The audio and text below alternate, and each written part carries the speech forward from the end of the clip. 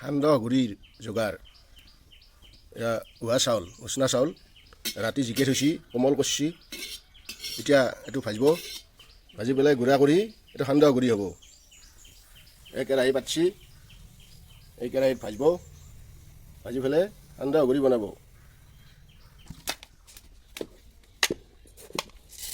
এই কেৰাহীত চাউল দি দিছি,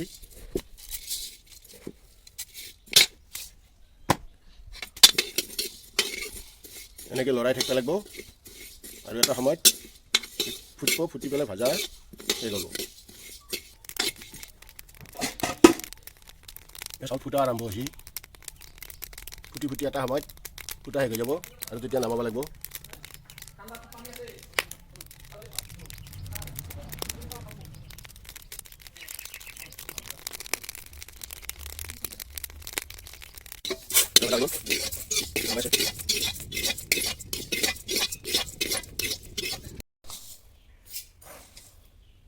মিক্সিত গুড়ি কৰিব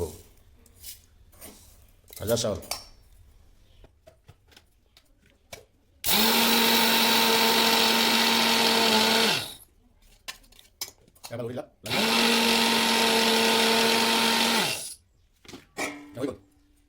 গুড়ি হৈ গ'ল।